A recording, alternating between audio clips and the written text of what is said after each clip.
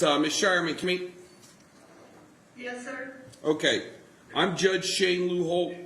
We're in the Crawford County Municipal Court. Ms. Shireman is attending by video from the Crawford County Justice Center.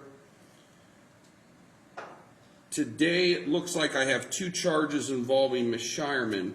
One is a misdemeanor charge, case number 25 CRB 0021. And this is an intimidation charge, first-degree misdemeanor, carries with it a possible 180 days in jail and or a $1,000 fine. It alleges that on the 9th day of January, Ms. Shireman knowingly attempted to intimidate or hinder the victim of a crime in filing or prosecution criminal charges. That's under Ohio Revised Code section 2921.04a. So before we get into any of the details about this, I'm going to plead Ms. Shireman not guilty on this case. All right? I'm going to plead her not guilty on this case, and then we're going to move on to the felony. Now, for those of you unfamiliar with Ohio law,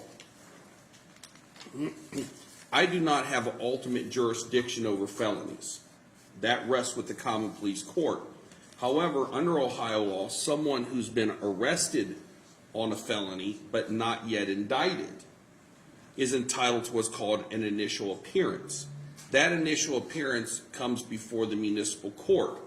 So because I do not have ultimate jurisdiction over Ms. Shireman's case on the felony charge, which is case number 25 CRA 0020, I'm not going to ask Ms. Shireman today, are you guilty or not guilty? I don't have jurisdiction to take a plea. Instead, what an initial appearance encompasses is me informing Ms. Shireman of the charge, informing her of the potential penalties. Then, after she's been informed of that, I'm first going to hear from Mr. Krall, the prosecuting attorney. He is going to give me Ms. Shireman's record, if any. Then he's going to give me some alleged facts. After he gives me those alleged facts, Mr. Krall is going to make a recommendation on bond. This court has multiple different tools at its disposal for purposes of bond. I could give Ms. Shireman what's called a personal recognizance bond, which would be to release her without posting any monies. I could order a cash bond, which would require Ms. Shireman to post a certain amount of money before she could be released. In addition to that, there are other certain specific conditions of bond I could impose on Ms. Shireman. After Mr. Krall makes his recommendation, I will then hear from Attorney John Andrew Motter, who's here today representing Ms. Shireman for purposes of bond, or have you been retained? No, at this point, I've been retained on both the cases. You've been retained? Okay, so Mr. Motter, who will be acting as defense counsel, will make arguments on behalf of Ms. Shireman regarding bond. Then ultimately, I will conclude what bond I'm going to set. Now, if Ms. Shireman is unable, if for some reason I would make a cash bond, and Ms. Shireman is unable to post that cash bond, she has a right to what's called a preliminary hearing within 10 days of the date of her arrest. And I believe she was arrested yesterday, is that correct? Correct, Your Honor. So what is a preliminary hearing? A preliminary hearing requires the prosecutor to show probable cause that, one, a crime has been committed, and two, Ms. Shireman is the person who committed the crime. Mr. Krall does not have to prove these charges beyond a reasonable doubt. Okay, that is for the ultimate trier of fact, whether it be to the jury or to the judge. This is a probable cause hearing. If Mr. Krall is able to establish probable cause, then the case will proceed to the Crawford County Grand Jury, and the Crawford County Grand Jury will decide if and what they would indict Ms. Shireman on. Now, if Mr. Krall is unable to establish probable cause, then this case gets dismissed. However, that may not be the end of the case, because Mr. Krall could still obtain additional information, and take the case to the grand jury on his own at a later date and later time and still seek an indictment. Ms. Shireman, do you understand what's going on today? Yes, sir. Okay. So first we're going to look at this felony charge. And this alleges that a theft offense, a felony of the second degree. A felony of the second degree carries with it a maximum penalty of 8 years in the Ohio Reformatory for Women. And Mr. Kroll, is there any enhancements or anything like that because this person may have been developmentally disabled? It is, that's why it's an F2. That's why it is an F2. Okay. Instead of an F3. Okay. All right.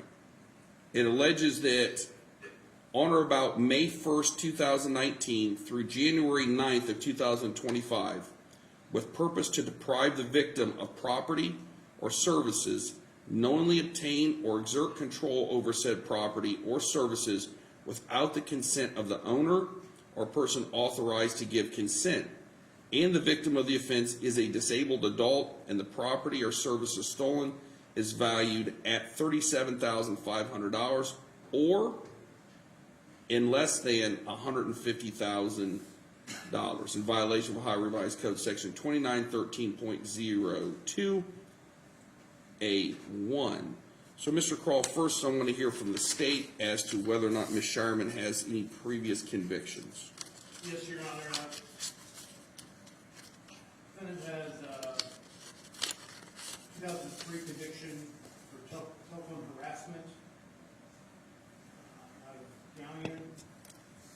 Also has an attempted theft conviction, 2008 out of Morrow County. I think we verified those. Very briefly, the facts. Ms. Shireman was appointed a financial power of attorney for Mr. Kotzemeyer, who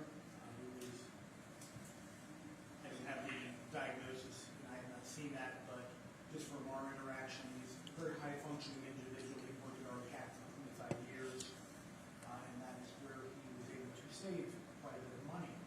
Okay, but the charging document says that he is disabled? Yes, he is. That's why developmental disabilities is here today. He works, is that correct? He receives services from us, yes. He's eligible for DD services, Your Honor. Okay, so that would mean that he would have A qualifying diagnosis. qualifying diagnosis. Yes. Okay. Through that power of attorney, obviously, she had access to his finances, checking accounts, things like that. During the period that she had that information, she cashed in his life insurance, cashed in his retirement. Basically, all of his savings has been cashed in, and that just roughly is around $100,000 that has been cashed in. Okay. And when reviewing the expenses paid, there's several, quite a bit of women's clothing that has been purchased using that money, and large amounts of repairs to his house has also been done. While normally that may be a permissible expense, she does have an interest in that because she is the beneficiary of his will, and she would receive the home. And Ohio law is very clear that when you have a power of attorney, you have a fiduciary relationship, and that imposes the duty of loyalty. And when that power of attorney makes gifts to themselves, those gifts are to receive substantial suspicion, and there is a high likelihood of undue influence being exerted by that attorney power of attorney.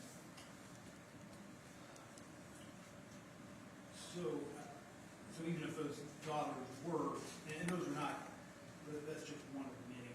I don't want to get into the entire. There were also payments made to the defendant's husband,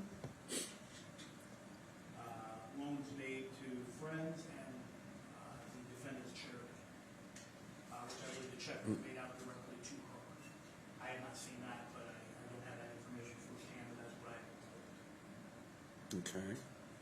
So there's a large amount of purchases that were made that,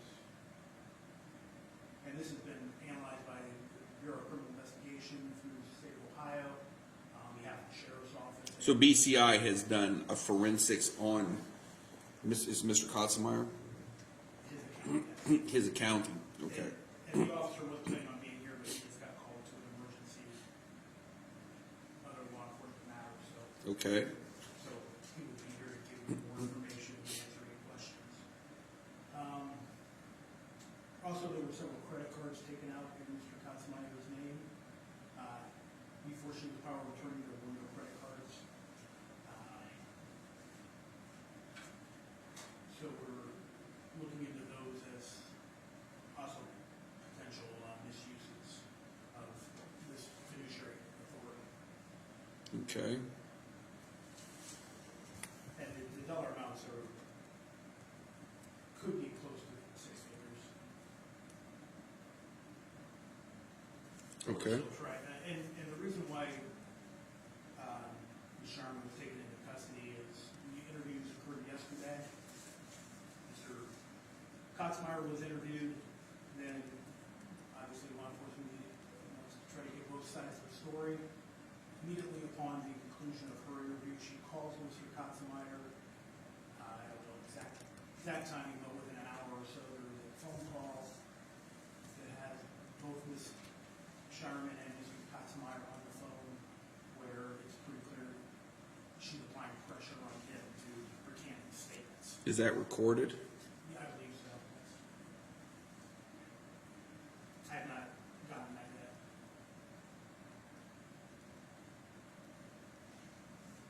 But that's the basis of the intimidation charge. Mr. Kotzemeyer did obtain a civil protection order, conclusion of yesterday, after this had all happened. So, and there is also an issue with medication. I believe the Shireman's have brought his medication through the day. Okay. We would like based on the past record, and he had asked the bond, he said the amount of $50,000. Also that they have no, that neither she, Ms. Shireman, or her husband had any contact. I don't know, I guess we would just ask Mr. Shireman not have contact. I say I don't have jurisdiction over Mr. Shireman. That's what I was just going to say. However, obviously one could possibly infer any contact made by Mr. Shireman would have been at the behest of Ms. Shireman, and obviously one can't have a third party do what they themselves are not permitted to do. So the classic example of that is we have domestic violence cases. The defendant's allowed to contact the victim, so they have their brother or friend or their mother call up the victim and say, hey, you need to drop these charges. Well, that's the same as if the defendant themselves did it, if they did it at their behest. All right, so let me get this straight, Mr. Crow. There was a power of attorney. Correct. Does the state have a copy of that power of attorney? Yes, I do. Okay. Is there anywhere in that power of attorney that gives Ms. Shireman the right or authority to dispose of property as she feels is necessary for the benefit of the alleged victim?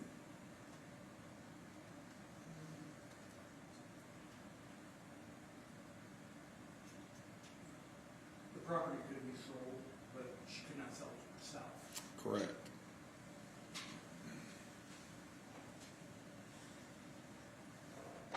Having reviewed in the 17 years I was in private practice, probably hundreds of powers of attorneys, depending upon the type of power of attorney, some of those gives the person with the power to give gifts, donations, and all sorts of stuff like that. So what I'm wondering is that enumerated in the power of attorney? Does anybody have any objection if I see the power of attorney? No, Your Honor. No objection. Can I see it, please? Even if they are, we still cannot. Well, you can't do it for your benefit. Which is the basis of. Right. Of what churches. There is it looks like a fairly standard agreement of, I'm sorry, power of attorney.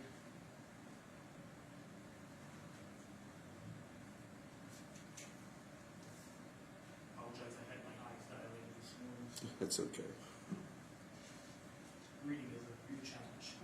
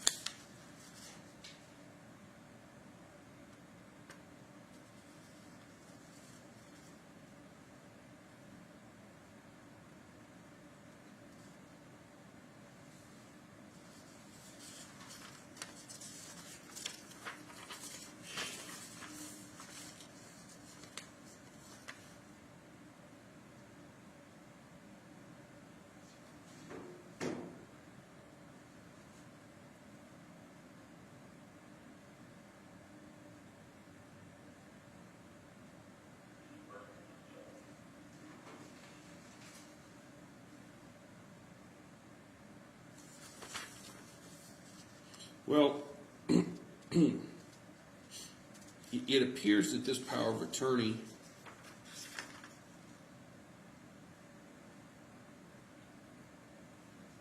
essentially gives Ms. Shireman carte blanche to dispose of any asset, whether it be cash, real estate, retirement. It gives her authority to liquidate all that. So she has legal authority to do that.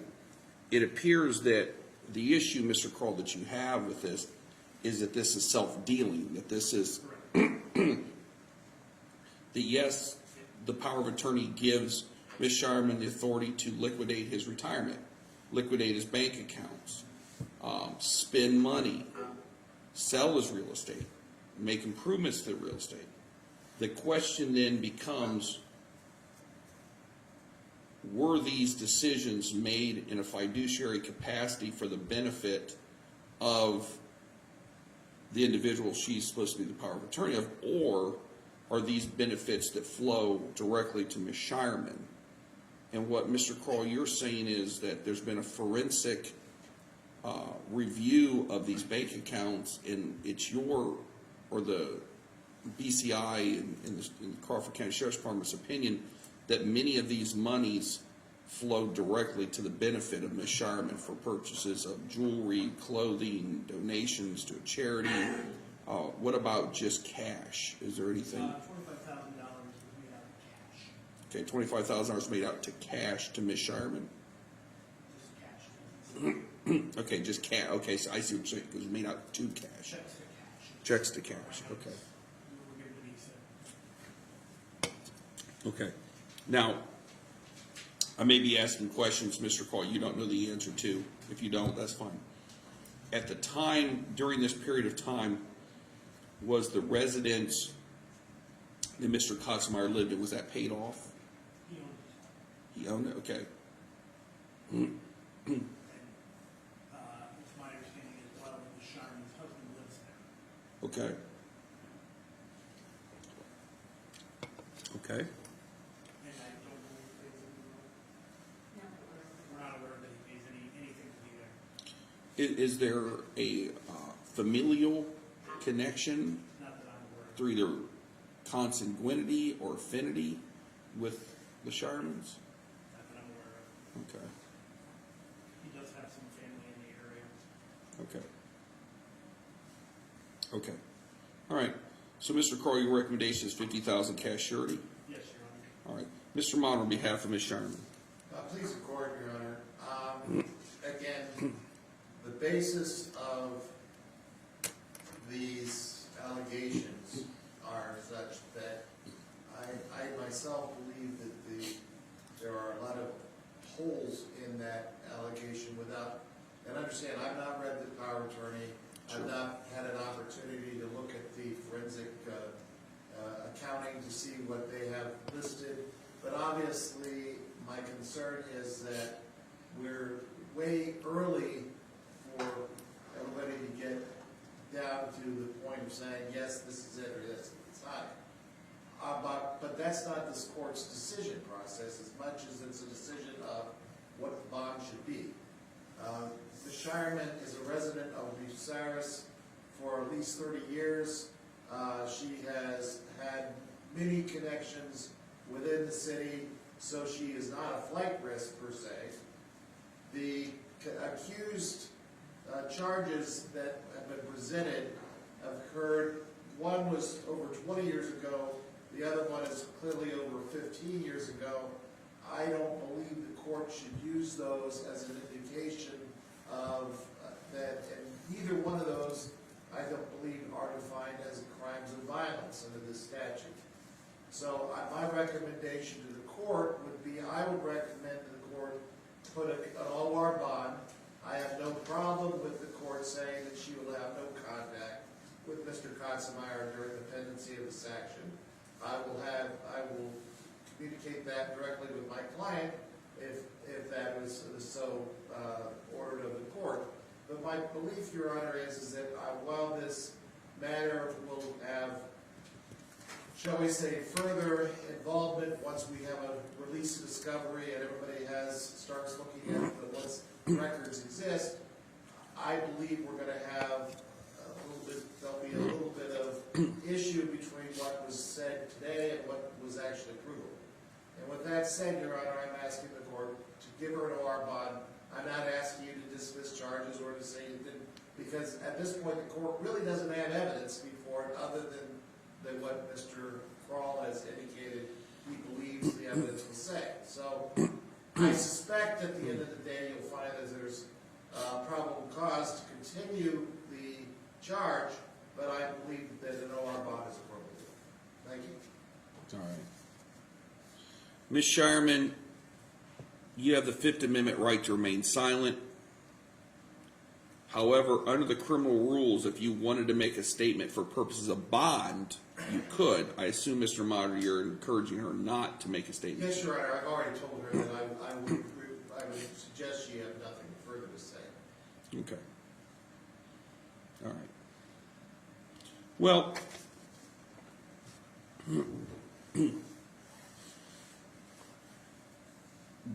by way of history, when it comes to setting bonds, okay,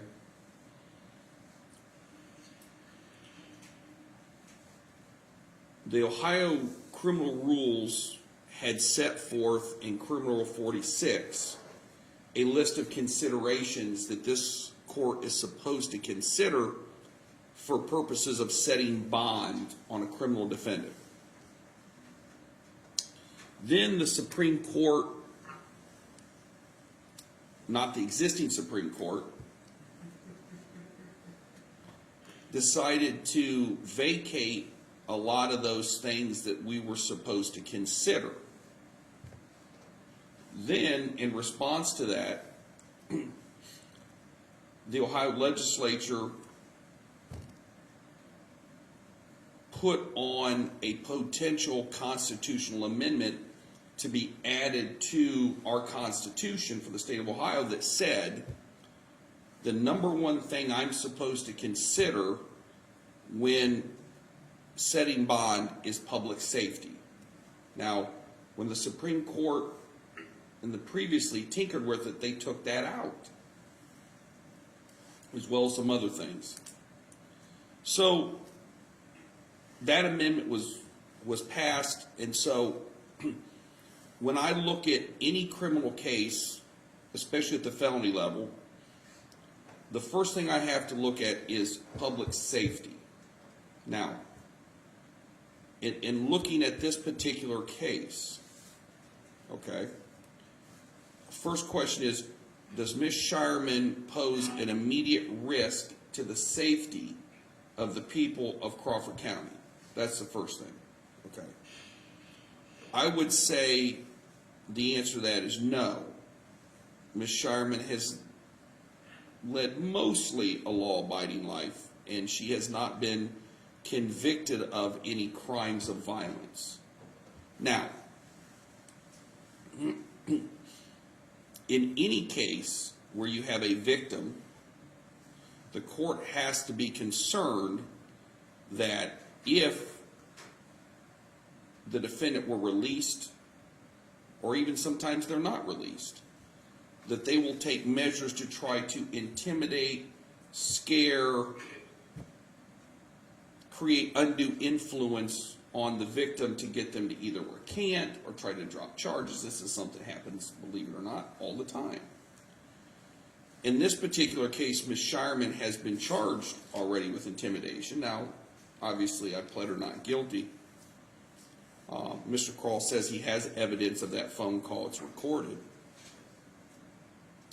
My understanding, Mr. Kroll, is that Mr. Kotzemeyer has indeed received a civil protection order. It's an ex parte, so there'll be a full hearing on that. Okay, so right now, if Ms. Shireman would be released today, either on a personal recognizance bond or if she would post a cash bond and get out, there is a mechanism in place that if she or a third person acting on her behalf tried to contact Mr. Kotzemeyer, try to influence him, try to scare him, try to intimidate him, that is a misdemeanor of the first degree. And she would be arrested, arraigned, and probably have this bond revoked, whatever that may be. Okay. So that's the first thing, is public safety. Second thing that I look at is whether or not she committed this crime, if she did it, or did she do this while out on community control, on probation, on parole? The answer to that is no. That's correct? All right. Third thing that I look at is whether or not she's a flight risk. Is she someone that we think is going to flee the jurisdiction to try to flee prosecution? Now, Ms. Shireman, I think you indicated, Mr. Motter, has been a resident of the state of Ohio for at least 30 years. Your Honor, she's been a resident, I believe she's been a resident of Ohio for her whole life.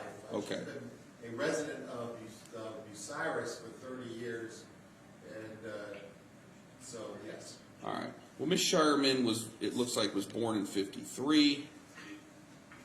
So that puts her in her 70s, is that correct? All right. All right.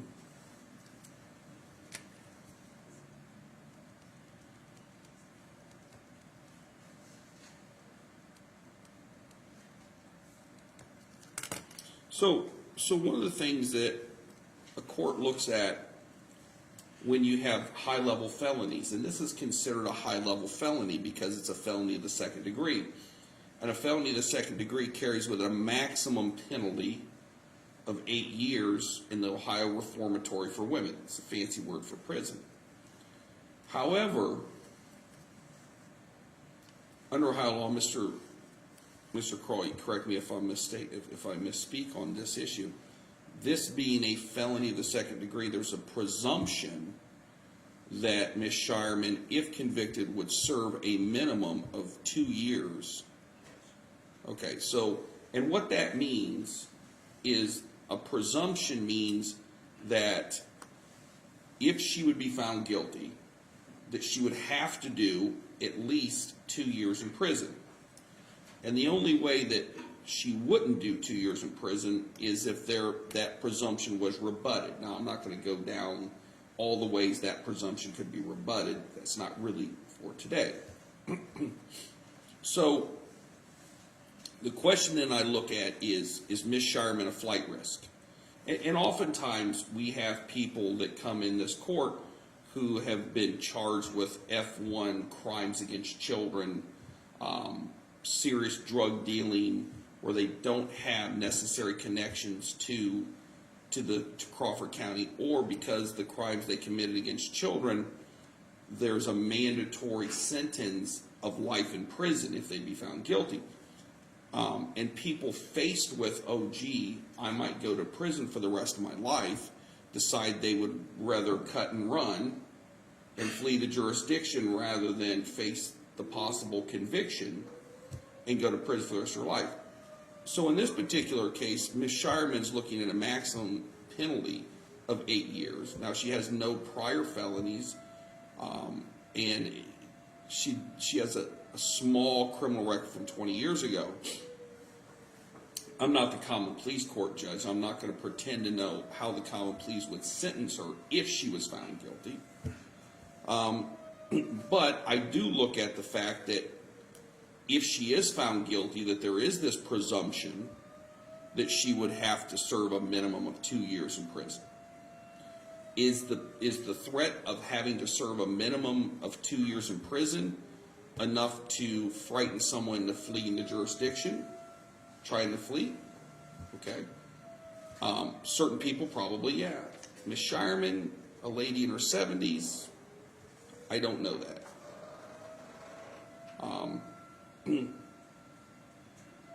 Mr. Byers, does Ms. Shireman have any health issues? Yes, Your Honor. All right. And I don't know whether you want to elaborate if those would help me in determining bond or not. Your Honor, she's under has medication prescribed by various physicians for various ailments that I'm not going to go into, Okay. obviously for her privacy. But basically, Your Honor, incarceration could affect some of those treatments. All right. No one from the jail contacted me regarding that yet. Okay. All I'm right. not saying it's not Sure. accurate. Sure.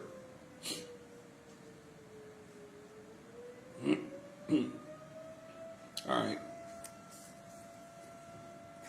Here's what the court's going to do. The court's going to take into consideration constitutional amendment regarding public safety. The court's going to take into consideration that the legislature, after Criminal Rule 46 was essentially eliminated, that they did pass a law to replace Criminal Rule 46. I will take into consideration Ms. Shireman's record. I'll take into consideration her age. I will take into consideration the nature of this particular crime. Take into consideration whether she's a flight risk. And here's what the court's going to do today. The court's going to give Ms. Shireman a personal recognizance bond. I'm going to let her out on some very specific conditions. One, she's to have no contact with Mr. Kotzemeyer, nor is she to encourage a third person to do those things which she is prohibited by law from doing. Second, Ms. Shireman shall not act in any fiduciary relationship for any individual, including powers of attorney, guardianships, or conservatorships. So she's not to be placed in any position where she would have control over anybody's person or money. Yes, sir. Third, if Ms. Shireman has a passport, she is to surrender that to the Crawford County Sheriff's Department. This way she does not leave the country. I do Four, not believe she does it. I do not think don't know if she does, she just does it. Four, I'm going to place at this time Ms. Shireman on electric home monitor arrest. You're not to leave your home, Ms. Shireman. You understand that? Yes, sir. Now, if she would have a medical emergency, obviously that's different. But she's not to leave her residence for now. Now, this court makes this decision today based upon all those factors that I talked about.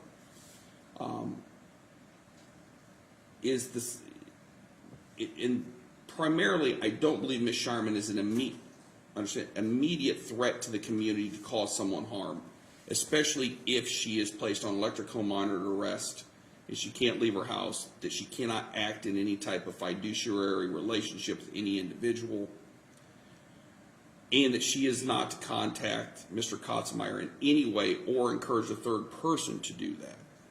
Now, Obviously, Ms. Shireman, if you would violate any of the terms and conditions of this personal recognizance bond, you would be subject to me revoking this bond and placing you back in the Crawford County Justice Center. Do you understand? Yes, sir. I have a question now. Well, you can ask, and I'm not sure Mr. Motter wants you to, but Well, this is where you said I can't leave the house except for emergency medical. correct. Does that also include my doctor's appointments? If you have a doctor's appointment and it's a necessary doctor's appointment, then the court will okay that. But you're to go immediately to the doctor's and then come immediately home. Yes. Right.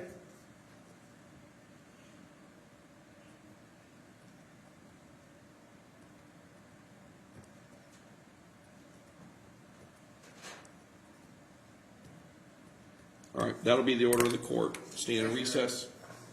Your Honor, I believe Yes. Mr. Kotzenmeyer's medication is at Ms. Shireman's home. I believe it may have been brought here. I'm just saying this so everyone knows this may be. Mr. Crawl, I will talk to Mr. Shireman to determine if he has access to it. If he does, where does he want him to deliver it to? County Board of DD today before 4 o'clock. Okay, that's fine. Well, okay, that brings me to another issue. If Ms. Shireman has any documents that pertain to Mr. Kotzenmeyer, as far as bank cards, credit cards, anything like that, she's to surrender those also to the Crawford County Board of DD. Understand that? Okay. Now, I would think at this point, Mr. Crawl, that in light of the circumstances that Mr. Kotzenmeyer would revoke, that has been officially been revoked? Okay. All right. All right, that'll be the order of the court. Court will stand in recess. Thank you, Eric.